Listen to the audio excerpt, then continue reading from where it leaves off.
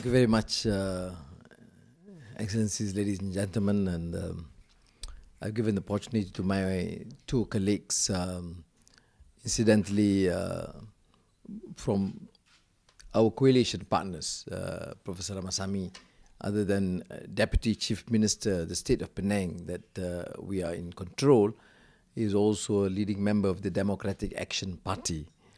And my old colleague, Kamaruddin Jaafar, is a member of parliament. Member of parliament representing the Islamic Party, used to be even the Secretary General of the Islamic Party.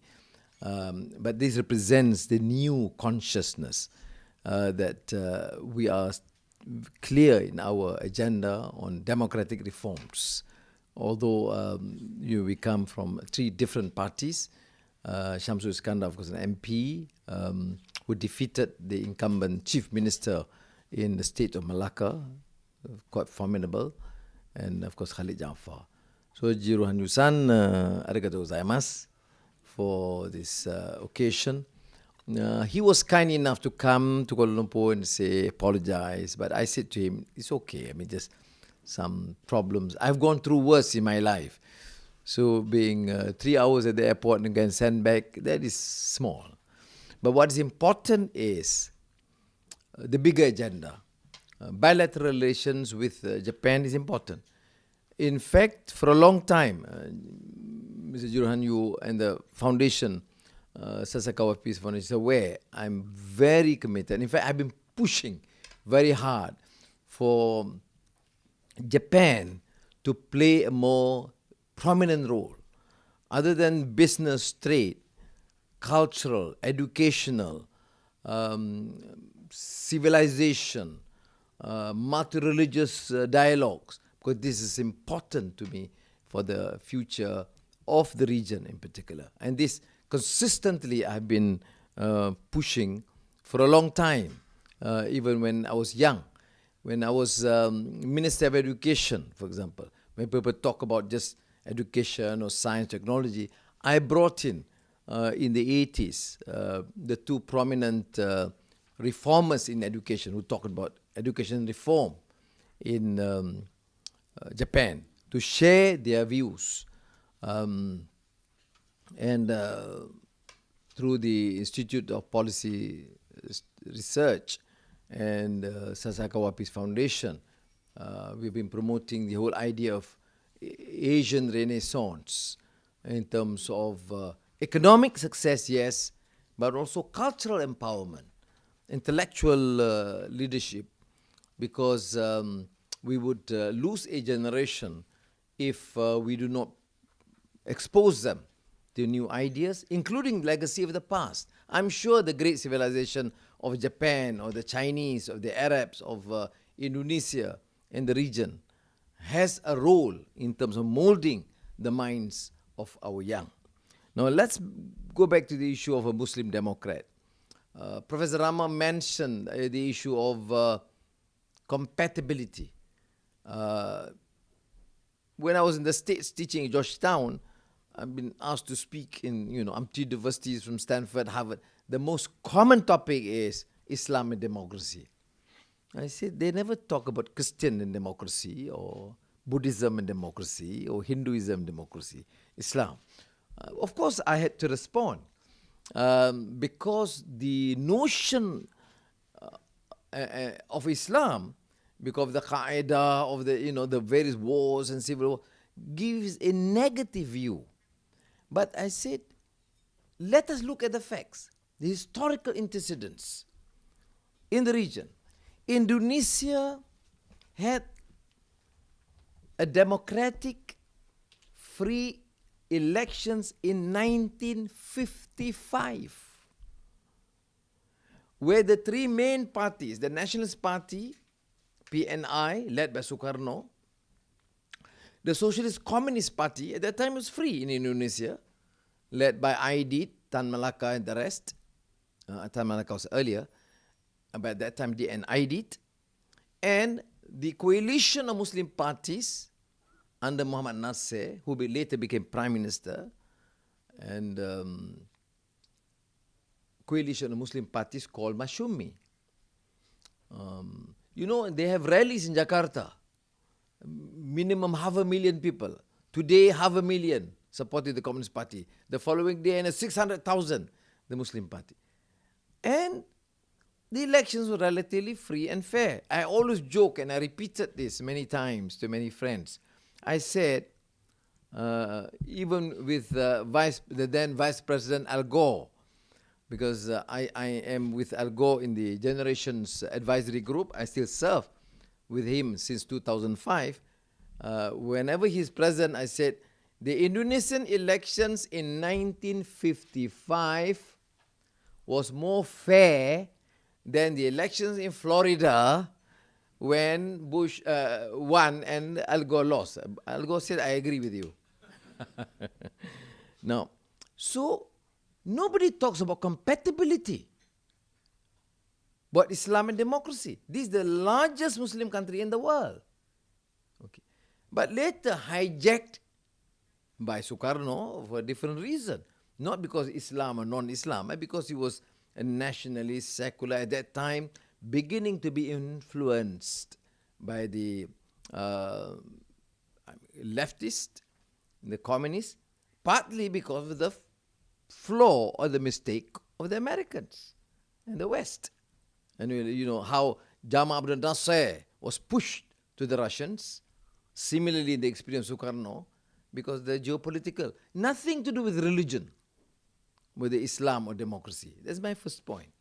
Now, second, largest Muslim population in the world is India. And the Indians have accepted as a norm. You go to India, you can hardly find Muslims arguing about compatible or not. In fact, sometimes they kept on asking, why is Pakistan in this manner? With the Indian Muslims and the Pakistani Muslims have always this difficult sort of relations. But it's very interesting, the debate, that people accept it as Islamic, nothing wrong with Islam, okay? And of course, I'm very, very close to Indonesia, but I spent a week, end of December, in India. And of course, the development in Turkey. Yeah, we have problems.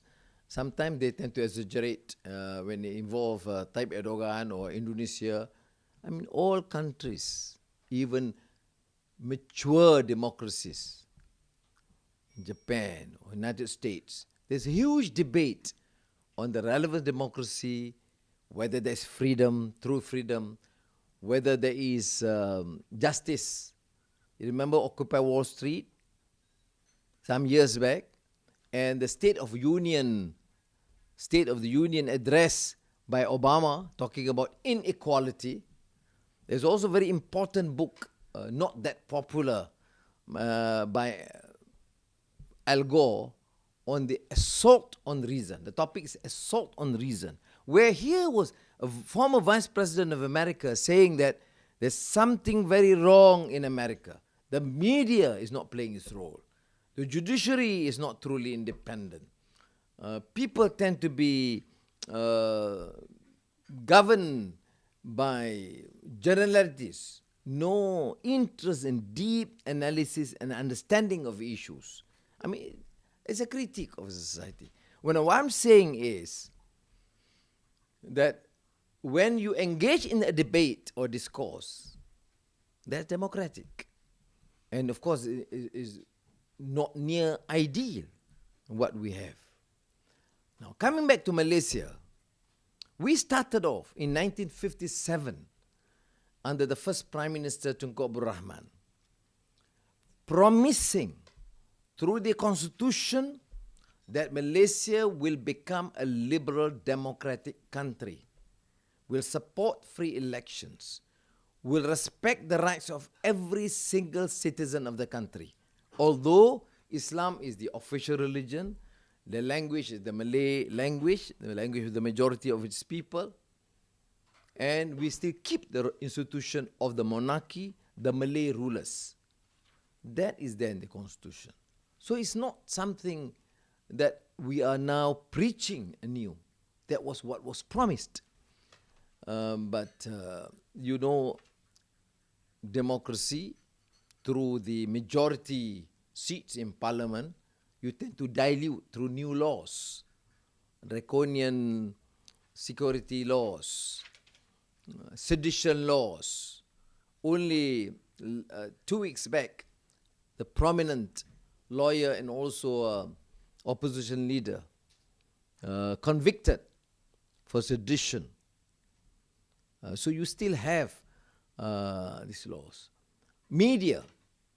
There's not one TV station or one newspaper that is independent. All controlled or owned by the ruling party. Now, I happen to be the opposition leader in Malaysia. We had elections in 2013. I didn't have 1 minute of airtime on television. And still, they promote as a moderate democratic country. I have failed to understand. I read some reports from Japan also. Malaysia is moderate democratic.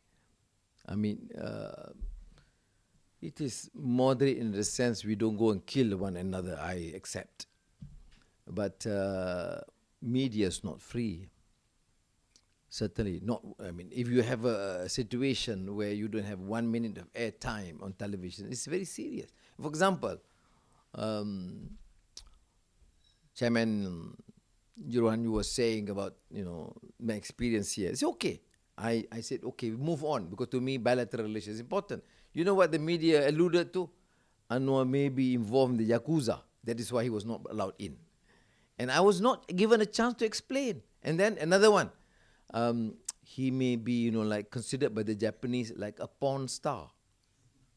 Involved in some pornography movie. That's why he's not allowed to be. I mean, these are, of course, irresponsible remarks. But this is tolerated in the mainstream media.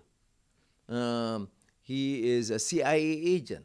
He is agent of the Israelis. This is continuous every year. Of course, started by a friend of Mahathir is, of course, a friend of the Japanese. They say, you come to Japan, don't criticize Mahathir.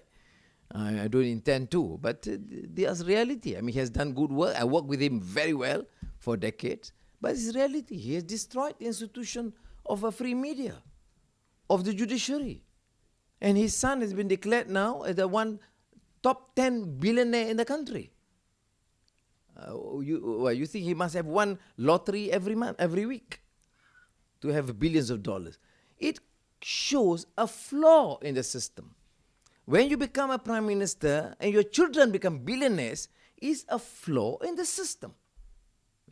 Even you call it democracy. What is worse if it is not democratic? So what do we do then? To the credit of many of my colleagues, including from Islamic Party and Democratic Action Party, when I was in prison in 1998, they started a new wave of awareness.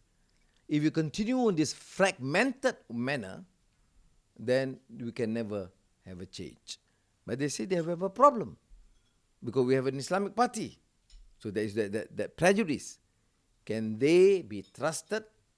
Because in Algeria, when they talk about Muslim democracy, when the French supported this coup d'etat against the FIS at that time, the reason given was it is always dangerous to give a Muslim party a victory because it's one person, one vote, one time. That means once they take over, no way are they going to change. But I'm not a member of the Islamic Party. But I think to do justice to the party, you must also know that it is not Taliban. It has participated in democratic process from 1957 and every elections. It has won states. One time even 3 states they have control. And in different times, 3 states in the country where they are Muslim majority. Right now they have 1. Okay.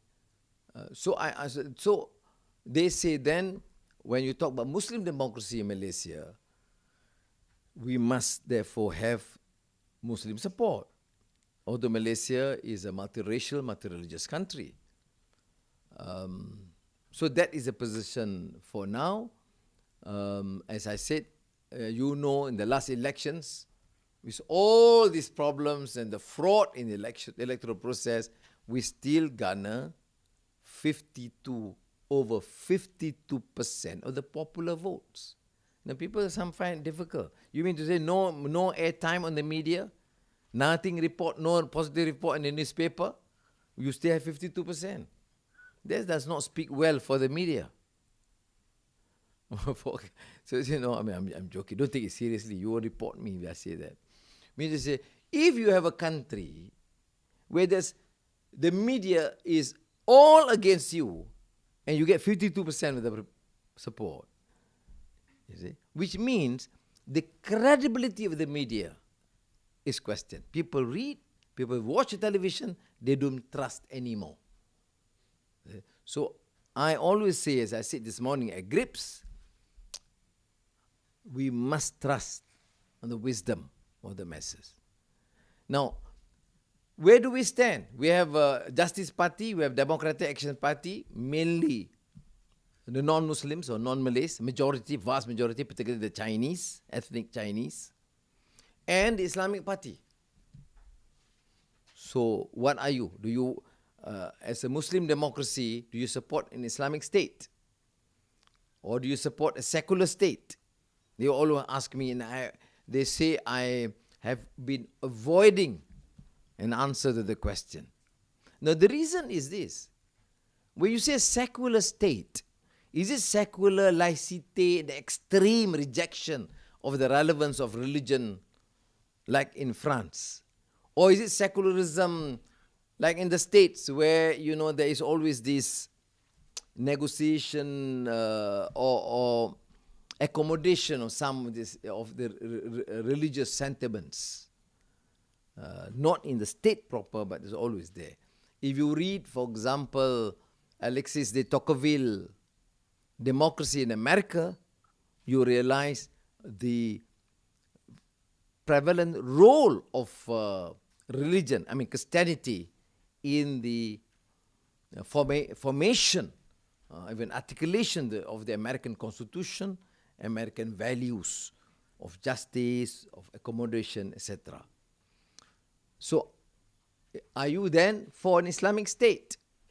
Similarly, Iran, Islamic state, Pakistan, Islamic state, Saudi Arabia, Islamic state, it means many things to many people.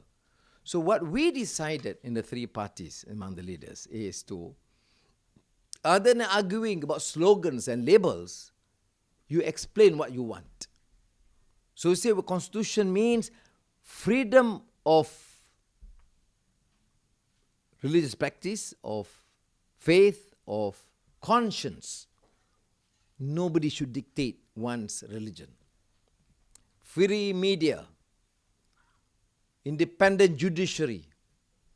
And for Malaysia, because we inherit the system under the then Prime Minister Tun Razak and then Mahathir, the new economic policy which is biased in favor of the Malays, race-based economic policy, we say we have to dismantle this and have a transparent economic system, market reforms, but strong on affirmative action based on need, not based on race. Which means the vast majority of the poor Malays and the indigenous tribes of Sabah, Sarawak, the marginalized Indians, and pockets of poverty among the Chinese in the urban areas must be tackled in a transparent manner. So that is the economic policy.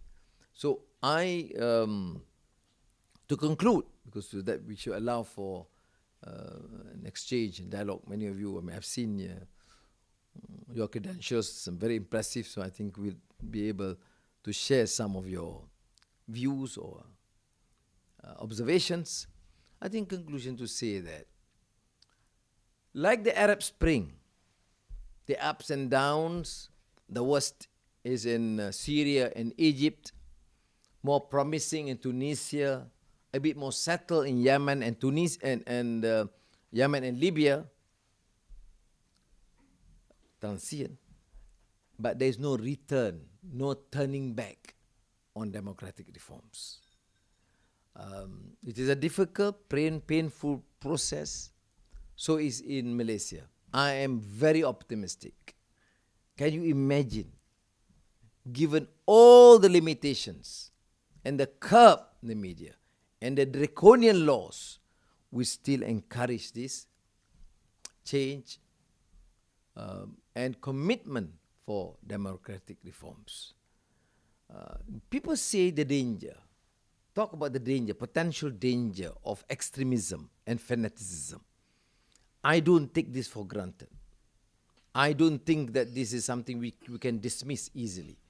In any religion, any racial blocks, there's always this tendency, possibility of the emergence of a small extremist or fanatical group. Now, I am for tough measures against any militant activity, either in the name of Islam or race or whatever, or ideology. And we should not allow the welfare of a nation to be hijacked by the few. After 9/11, I remember I was in prison, and I wrote this piece, which I think I could share with you, and probably Lau can get hold of the article and circulate. Because, when you write in complete,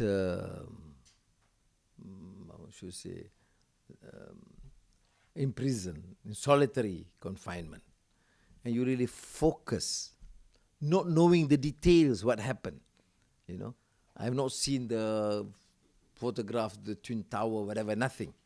But just the concern. My topic was who hijacked Islam. You see? That Islam was hijacked by a small group or few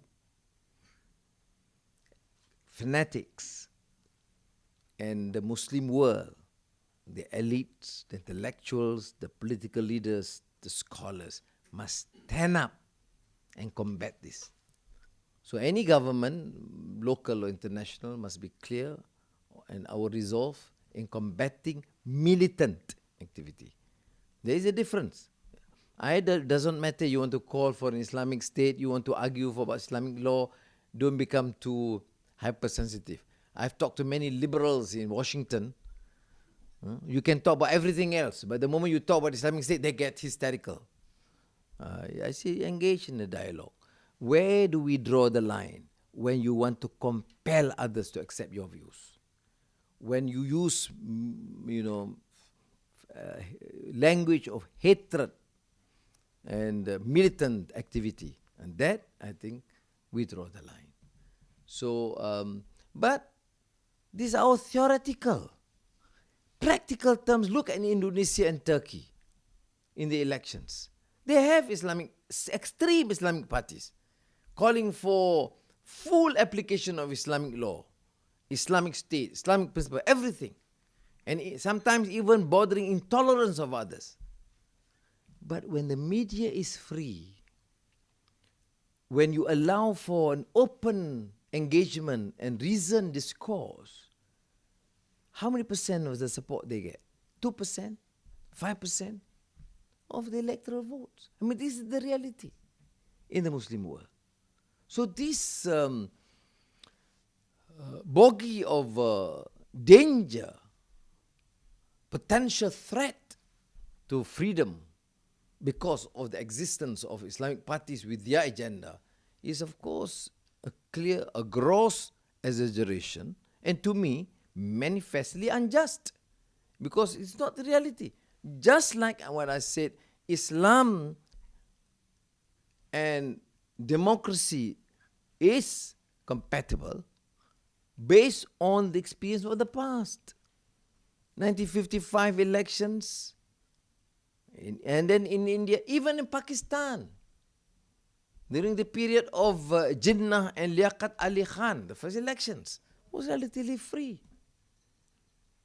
Of course, it's now problematic state of Pakistan.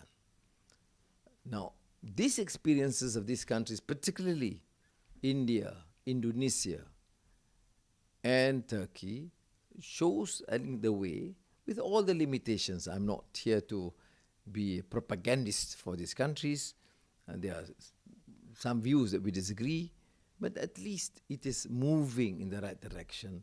There's no turning back in terms of democratic reforms. And these two prominent Muslim countries. Indonesia, the largest Muslim country in the world, a prominent country in ASEAN, in Asia, and Turkey, of course, startling because of the economic performance and because the industrial gains, and it's between Europe and the Middle East.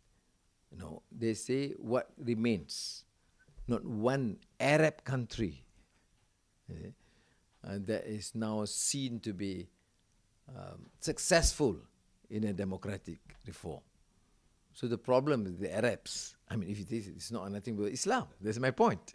If you want to talk about it, then let's talk about Arab culture and the problems and historical antecedents. So I must thank you again for being patient enough to share some of my views on the Malaysian experience. I don't want to be too detailed in my criticism of Malaysia. It's very difficult to criticize Malaysia in Japan because of the Look East policy. So there have been the trend of pro-establishing Malaysia is very strong in Japan. I realize that. But whilst accepting the fact that bilateral relations is very important, and I don't think it is just the government. I mean, we represent the opposition. Professor Rama represents the state of Penang, and I'm also economic advisor to the state of Selangor. Selangor, in the state that I'm advisor, the richest state, most populous in Malaysia, the largest investor is Japan. So that's opposition state. So I don't think it is in terms of the interest. Our interest lies in the future. People highlight the fact that there was a difference of views. For example, Mahathir talks about East Asian Economic Caucus, and Anwar talks about broader dimension. I'm still consistent in that. I don't believe that the region should be too dependent on China. The region should be having good relations with China, Japan, and in our region, India, Australia, which means it's not East Asia, it's Asia. Then, with that, Malaysia is a small country, even with Muslim democracy at work. Our advantage gain is when we have excellent relations with Europe and the United States. It doesn't mean I don't agree with them in their policy towards the Palestinians. I think it's grossly unjust and biased. But in terms of bilateral trade, education, technology, investments, I believe that we should continue to have extremely good relations. And more so with Japan, because as a point in fact, with all the changes in the global economy, including Japan, Malaysia, particularly the state that I am economic advisor to right now, the largest investor in Selangor is still Japanese companies. So thank you very much. Arigatou gozaimasu.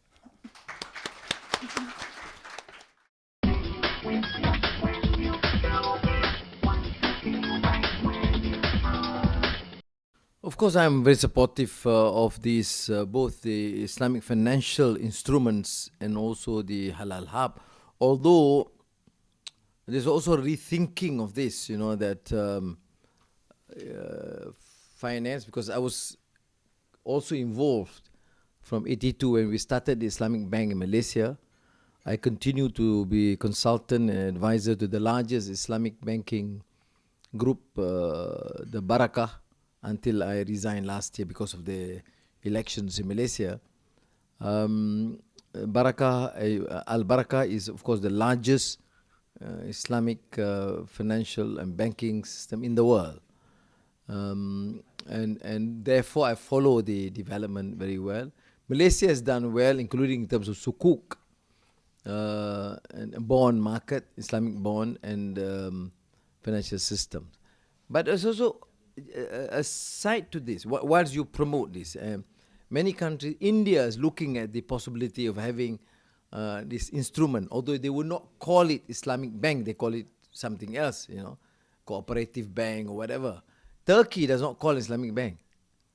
Turkey call it participatory bank because of the sensitivity, secular state, some opposition, etc. To me, it does not matter. What's important is the system. It promotes a system. But related to this, there's also a new thinking among the younger economists, Muslim economists. Why are we talking about Islamic finance? Well, they say because there is no interest. But sometimes the service charge is more than the interest. Secondly, if you want to introduce an alternative system, then it must be more just. But if the bottom line is only profit, then there's a lot of questions raised now. There was a session with all the central bankers, governors, and Islamic banks at Harvard some years back. And I threw up this challenge for them to rethink. Because for a Muslim or non-Muslim, if the system operates, if the system is helpful and fair and just, they will support. It does not matter the name. Buddhist bank or Islamic bank or Christian bank. But if you call it Islamic bank and the system is as exploitative, as problematic, and does not cater for the larger interests of the people, then we have a problem. And that is why I'm just throwing this, that there's a debate now, a very healthy debate on the issue of Islamic financial instruments. Although as a policy we back it, and there is now gaining momentum. It's now total about $1 trillion already in the entire arrangement. Other people question whether it's truly Islamic or not, whether you just change the name or change. Notwithstanding that. Now, secondly, on the issue of halal hub is also the same. Although I support, but sometimes we get a bit too far-fetched, we get, because most of it, 90% are halal. I don't need to put a halal label here. Just water. Okay? Or coffee. But sometimes it gets, I see even Malaysia, sometimes a normal vegetables or something important, everything you have to put. And it is an additional cost. You see? So if it's established from the beginning, there's nothing to do. You don't put pork or whatever, which is not halal. Then there should be an international thing which reduce the cost. It doesn't become using Islamic, but it's business actually. So I'm while I support, even in Penang we have an halal hub. The state government is supporting that. The federal government near Kuala Lumpur is also have a halal hub. It is gaining momentum, and it is fair because at least Muslims who do not take pork then feel they have a choice. Like the Jews are very strict on kosher beef, all right, and so we should give that liberty to the Muslim to decide this halal. We want to take halal food. My concern is, other than promoting this, and I agree with you that this is an important economic or business instrument, I think there should be growing voice to check the excesses. Because some people are just using this pure making money. And sometimes it's absurd. Things that I see, some vegetables. Why do you put halal hub on halal certification? Why do you go to pay these people? just to have the certification. I mean, so religion becomes an encumbrance, a problem. It should not be a problem. So that is my view. After all, in Malaysia, you have a Chinese restaurant serving pork, but people know we don't go and eat there. Of course, I go and take coffee there. You can still take. So what I mean is, support, yes, but there's a need for growing awareness that you do it only as a requirement to make sure that people have a choice. You drink and you know it is halal. Okay? But I see it, because I see some labels, clearly, fruits. Because they say the people may feel, toothpaste, everything you must have a halal chop. I mean, unless it is established, then it should not be problematic because it costs unnecessarily more. You want to help Muslims in business, I support. But I don't think you should use religion in that context. That's my view.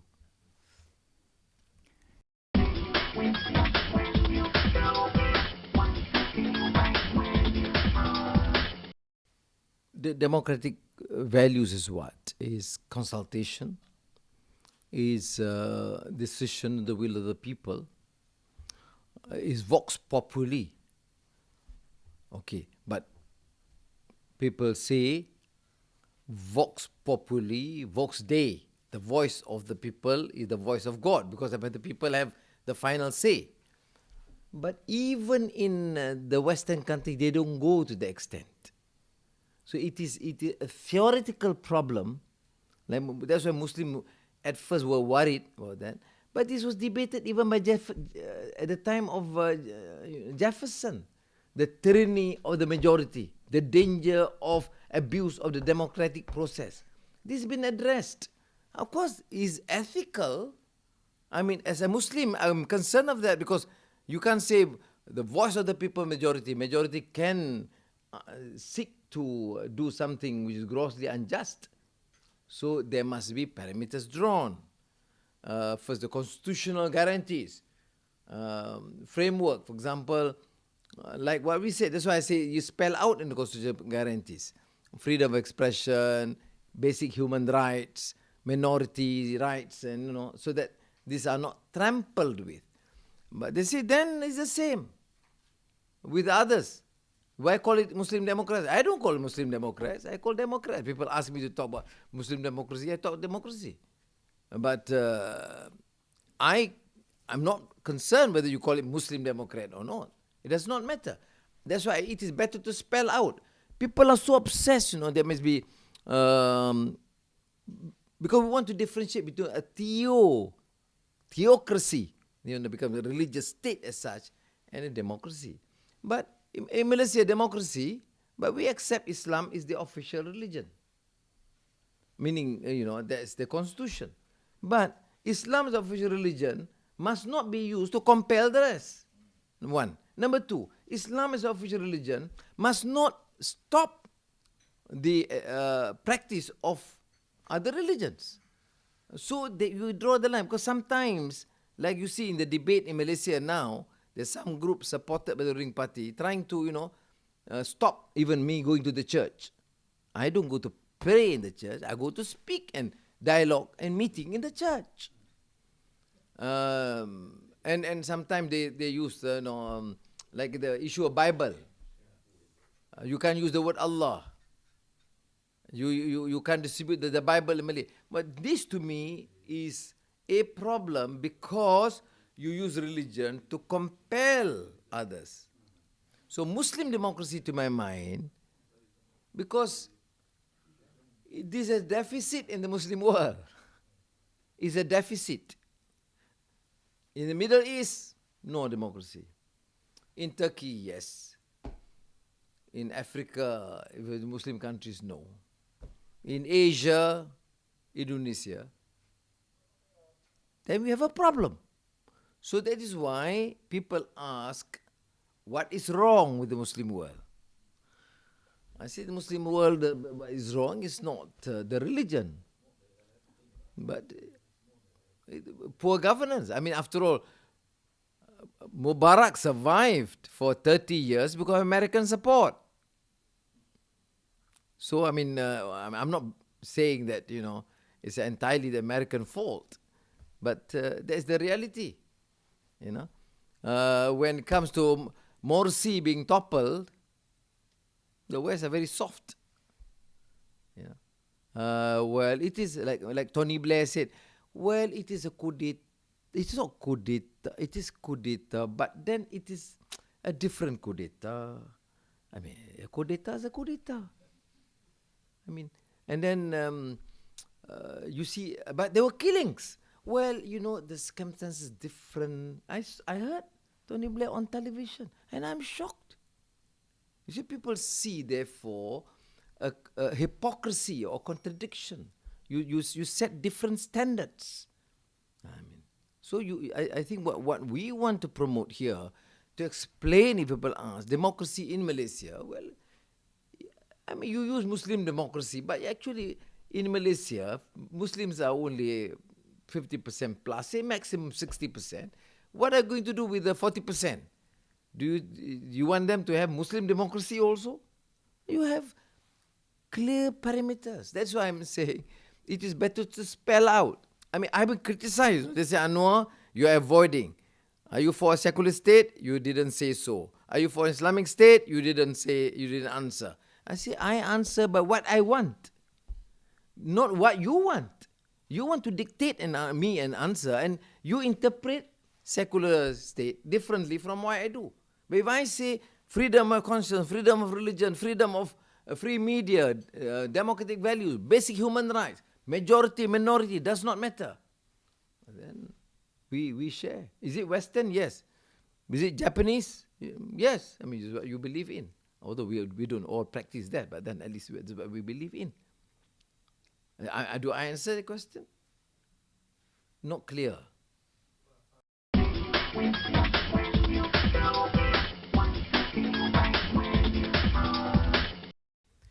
Well, Malaysia is not a democracy in the first place, all right? What do you...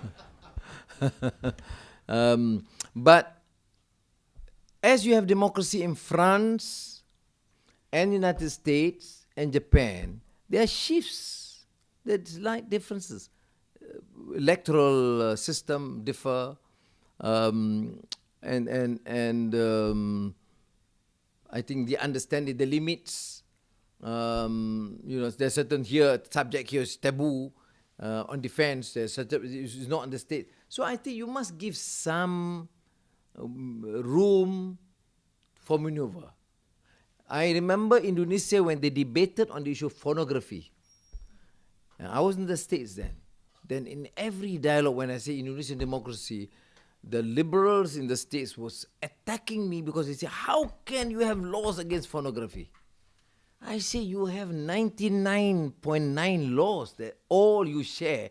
Just because of the strict law against pornography, you mean to say it is lost its democratic values? I mean, this is too much. Let them navigate. Let them decide what cannot be done. I remember watching the Wembley final match one year, tennis, Wembley Stadium, and then I was with my wife. And we saw this streaker, this young lady, naked, running in the tennis court. I saw everybody clap, I clapped. And then my wife said, why did you clap? I said, I thought it's their culture. But of course the lady was arrested. Which means, even in UK, you don't allow people to run naked. So there are rules. But probably in the Muslim world, maybe stricter conditions, but that part, but otherwise, I'd see no real difference. That's why I say, if you start articulating the democratic values, no difference. Of course, theoretically, yes, because they say democracy means the will of the people, the voice of the majority, vox populi, vox Dei is voice of God. But you mean to say, do you think the voice of the majority will then create, new laws that run against the religion? No. So I think that is the line that we have to draw a bit. There's a debate. Can we make laws that runs contrary to God's law, the Quran. Okay, that's a debate. I would say, as a general rule, no. But there are always, a caveat to that. A temporary measure, emergency considerations, multiracial, multireligious considerations. There are a lot of other considerations. It's not just absolute law. I mean, as a Muslim, do I drink? I don't. Do I encourage people to drink? No. But non-Muslim drink, what do I do? So some people take strong objections, but the law is clear. There was a debate in the state we control in Selangor. There is one. They wanted to ban sale of liquor in mixed areas. So we said, if it is Muslim village, don't sell liquor. But if it is 30%, 40% non-Muslims there, ethnic Chinese Indians, you don't stop them. But I say, Muslims should not buy. Then okay, you have certain rules. I mean, this flexibility is there, but it does not make a country not democratic because you don't sell liquor in a Muslim village. But liquor is found in the urban areas because there's nothing in Islam that forbid you from drinking for a non-Muslim.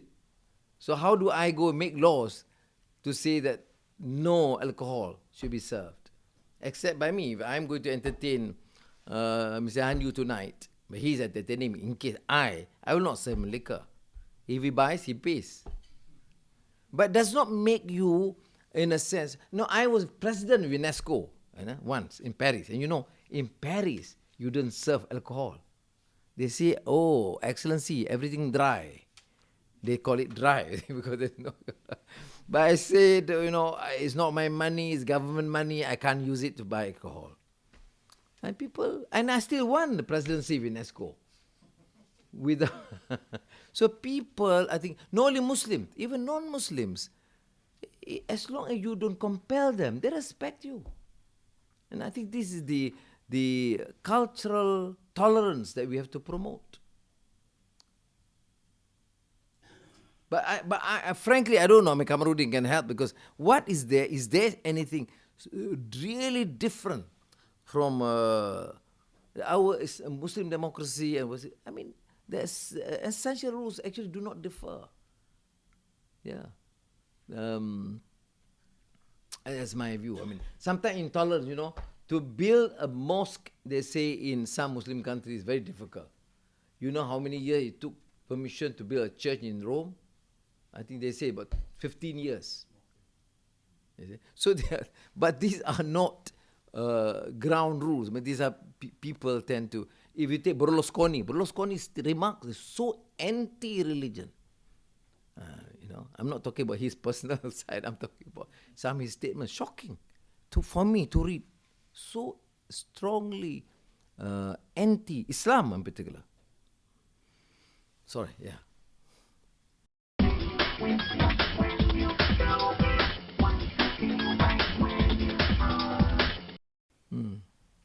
You see, this morning at Grips is very interesting.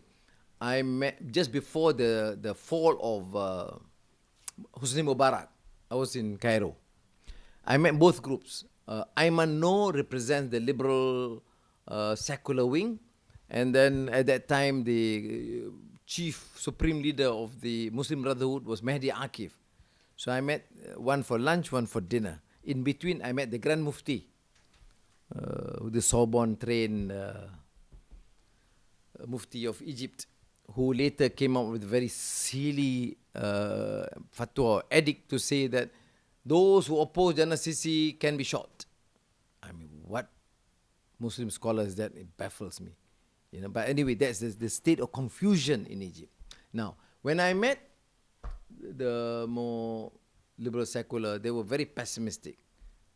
The Muslim Brotherhood more optimistic because I think the groundwork, while they took over, is that only the Brotherhood role? No.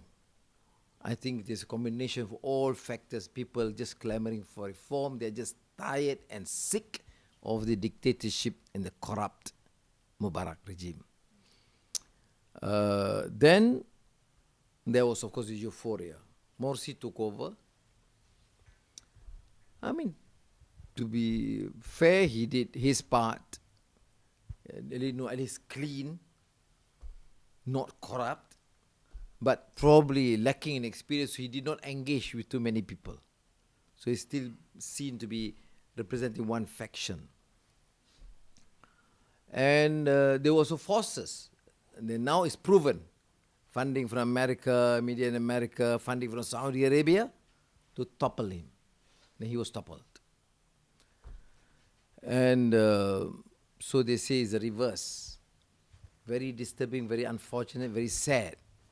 Not just for Morsi, but it's for the clamor for reform and for democracy. So,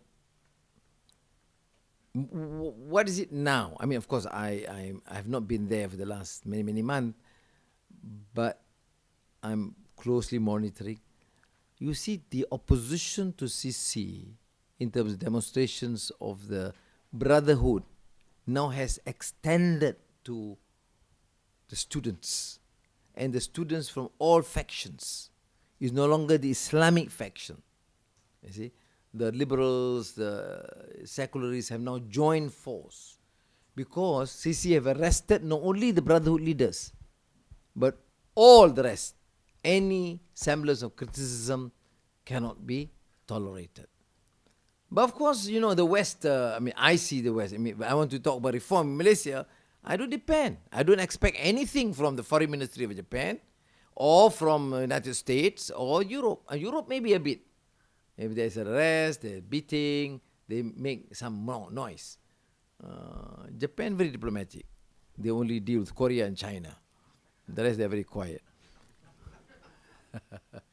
Now, but, so you can't depend. So I think the Egyptians realize, if they think they want to get the Americans to support democracy promotion, no. How can you allow a coup d'etat by a general who's so ruthless? Okay. Now it's complicated because at the time America's voice out, then the Russians come in and support. So that it becomes a Cold War drama unfolding in the Middle East. But I don't think it's easy for Sisi to. He may win the elections as president, but the opposition is too strong. When millions of people know about freedom and taste freedom, they're not going to surrender that easily. So I don't believe that he can survive for 10 years. I don't believe. But although the military is very pervasive, very strong, and they always use Israel as the enemy, and therefore we need to be very strong. And they use it to beat their people. They shoot more Egyptians than the Israelis. Although the reason they have a strong army is to fight Israel, but they use the army to shoot their own people. I noticed that there is this, the opposition demonstrations has not fizzled. Although media can have a fatigue. That's why when I remember when I was in prison, first year okay, second year okay, NHK also report, Asai Simbu also report. By third year they get tired. It's fatigue, There are many other stories to tell. So there is that.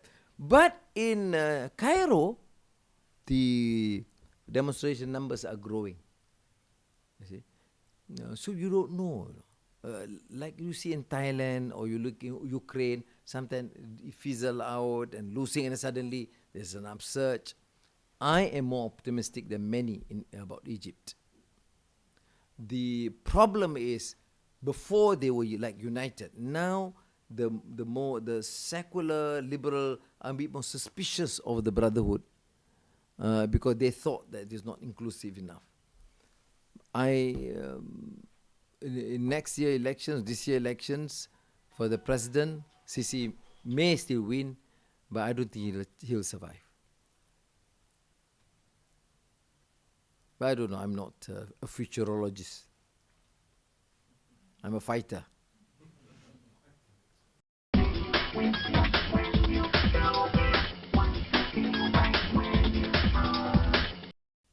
Thank you. You see, in 1990s, I'm not talking about myself, the finance minister, because under Mahathir, 1990s, we were number one foreign direct investments. We were number one in terms of growth in ASEAN. We were number two in terms of competitiveness after Singapore. Market capitalization, we were number one. Now we have lost all. But we are still above Myanmar. So not bad. Now, why? Because I think it's poor governance. There's no plan to push new reforms, you know. Say business litigation problems. Big companies, Japanese, German, American companies, they don't go to our courts. They go to Hong Kong or Singapore. How many 100 million do we lose a year? I'm not talking about TPPA. It's their own choice. So because of the perception that the system is corrupt. Crime is a major problem now. This is security. But of course, Malaysia is generally still good. We are able to sustain. But I think we have enormous potential if we govern well. Corruption is endemic. You know, according to the Auditor General annual report, when we compute the leakage due to corruption, waste, extravagance, is about 20 billion ringgit a year, comes to about how many billion dollars? 7 billion dollars for a small emerging economy. Okay. And I think if we can aggressively promote, I may disagree with Mahathir on many issues, right? But I think when I was with him as his deputy and finance minister, we really push, you know. We promote in a big way. I was in Hong Kong, you know, Japan, you know, all the time, you know, meeting companies, encouraging them, you know, facilitating, and people come and expand. Now, middle income trap, because we have not moved beyond that. You know, textile we have lost, of course. We can't go on with the textile or even manufacturing at that level, the lower end. We should learn. That's why I say we should learn, because Japan is higher.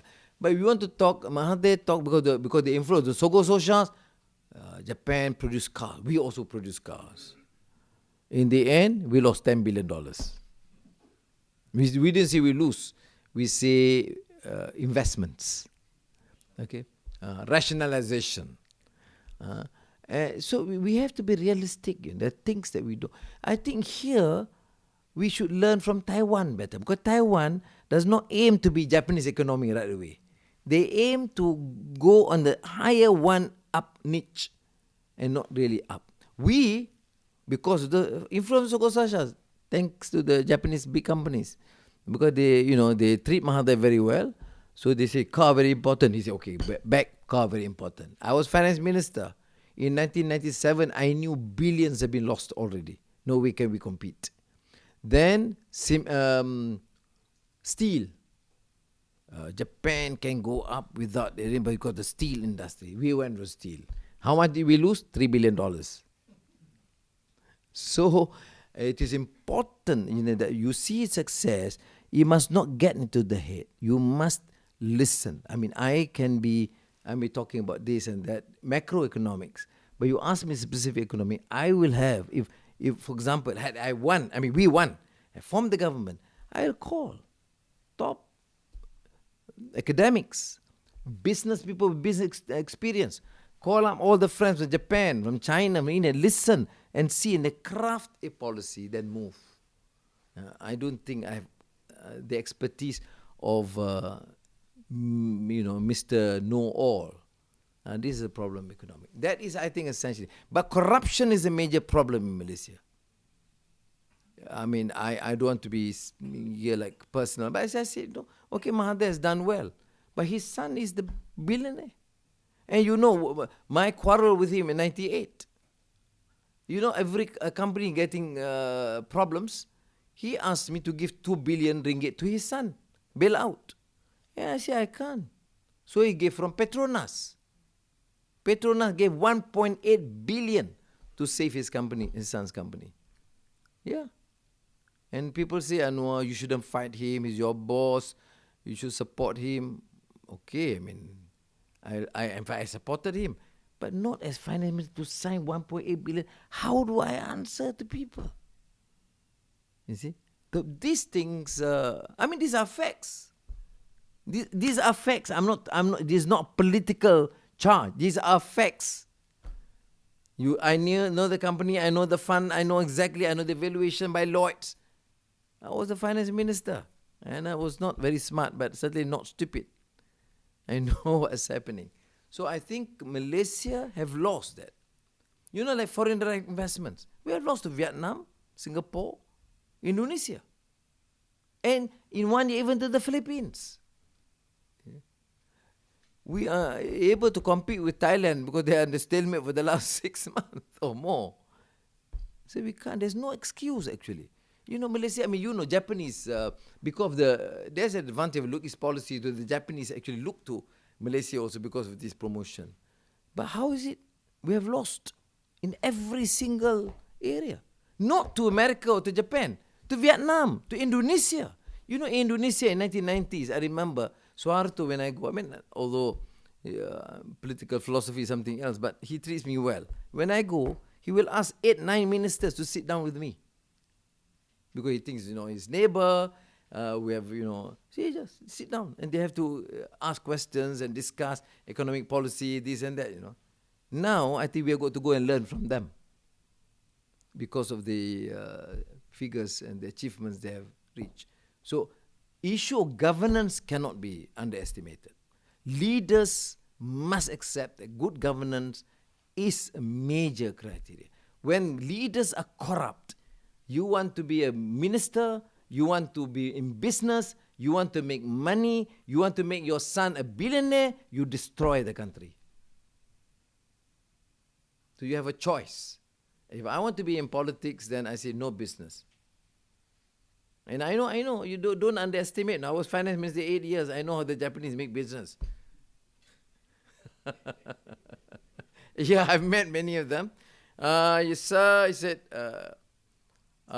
welcome, finance minister, and okay, good food, okay, fair. But then they bring this geisha, okay, very good. But where you are the boss, the oldest geisha will be treating you. And the prettiest, youngest geisha will treat your secretary. No, I'm just, relax a bit, relax. Yeah. So I'm just sharing with you. Just relax a bit so that you understand, that how I view. So my view on governance or corruption is very strong. I know, I saw this. And if I have given the chance, I think we want to build and clean up. Because people don't trust the politicians, they are right. Because politicians, most of them are just generally corrupt. Now I came in, all right? All this treated well. Best hotels, best. Okay. Then, business talk. We're having this project. How do we deal with it? I said, yeah, okay, go on, carry on, very good. No, how do we send it? I said, send it through a normal channel. Now, how do you send that? I said, send what? I said, through my Secretary General. No. Your nominee. Because that's how they treated my predecessor. You know what was my reply? I will give all the support. Anything, any problem, I will facilitate. Because I want you to invest in Malaysia. But if I find you give any money in this manner, I will screw you up and cancel your contract. Okay. They may respect me, but there is also a danger there. They spread out, and they know this man is dangerous. You can't make deals. So to be clean in politics is not necessarily an easy game. You are marked. Now, I'm talking here, although I will not name the company. I am talking from experience. You see? How to channel, whether to do it like the previous or not. Now I'm sharing this with you to show that you talk about reform or good governance is not as easy as people claim to be. No, it is a challenging task. But our country, particularly Japan, is different. Whatever, I mean, I'm not saying it's right to be corrupt, but for a country like Malaysia struggling, you destroy the economy. If you have 20 billion ringgit leakages, if you have leaders all, multi-millionaires and children and family members, billionaires, and nobody dares say anything. Malaysia will not say anything because they have laws. The Japanese will not say anything because they have investments. So we are, stuck with that. Don't look too worried because I'm still optimistic. Yeah, so I take this opportunity to thank you very much. You're not used to because I know how here in Japan politics is very proper. You say the right things, and I choose this occasion and thank you to Sanju, who's been Sasakawa Peace Foundation, been very close friend, to frankly share with you. So please forgive me if you think some of the things I say is not usual. I'm not a usual politician. That's why I've spent so many years in jail. But I must thank you very much for your patience. Thank you very much. Thank you very much.